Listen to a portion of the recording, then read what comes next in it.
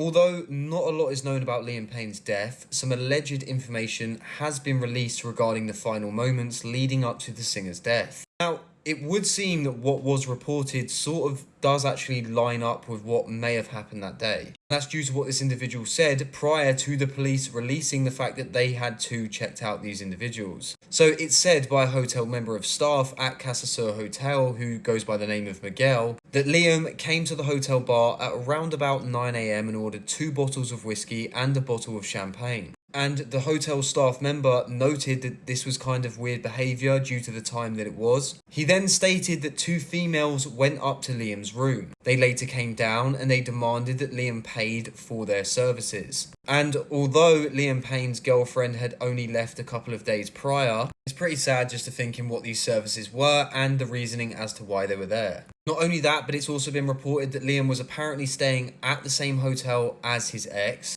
one of which that was apparently going to take him to court for reasons of contact abuse, and it's alleged that he was apparently with her throughout the day. He didn't then see Liam until around about 5 p.m. when a hotel disturbance then occurred. Then he heard a loud sound in the courtyard, which is where Liam Payne's body was discovered. Now, Liam was pronounced dead at the scene with no possibility of resuscitation. Liam's body remained there until about 8:30 p.m. and an autopsy was carried out later that evening. It was established that he'd suffered multiple traumas, internal and external hemorrhaging, with a report stating that he had about 25 injuries consistent of that of a fall from a great height. Now, it's yet to be determined on a toxicology report, as that can take several days to come back if there was alcohol or drugs in his system, but pictures and a video leaked of the inside of Liam Payne's hotel room. Now, in there appeared to be narcotics and alcohol beverages. Now, the 6 items in here, for obvious reasons, are severely worrying. Candle and lighter, bottle of baking soda,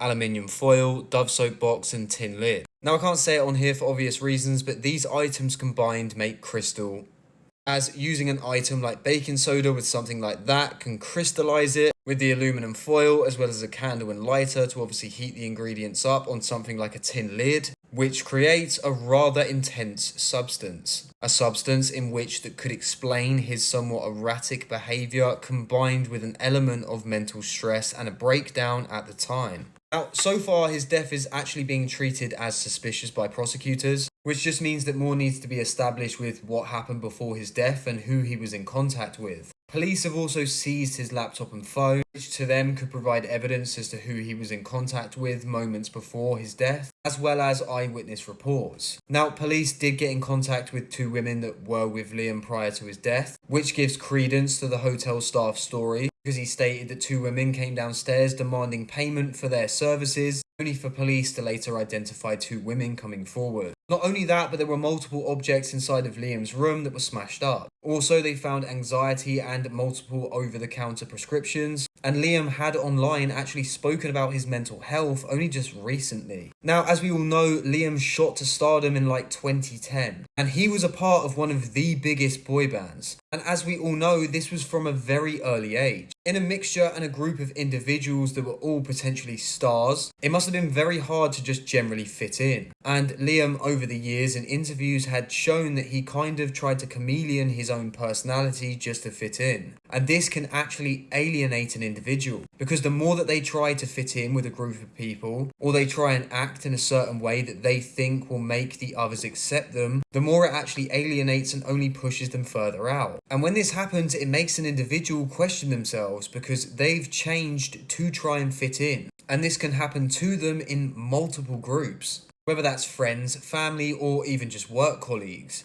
As well as the fact that every time Liam was on an interview, he would just be ridiculed for it online after. Rather than individuals editing certain things out, they obviously use it for clickbait, which is problematic for the individual at hand, as they're the one that then has to go through it. And the internet in Liam Payne's case was never really kind to him. He also had mounting pressures in his personal life, and this could have been what led him on such a certain substance. As people could ask themselves, why would an individual even use a substance like that? And again, it's merely to try and fit in. Because when the world doesn't accept an individual, they can turn to substances because that makes them feel like they're somewhat of a human again. The substance that they're using, they feel like accepts them. And it makes them feel somewhat in touch with reality or just people in general.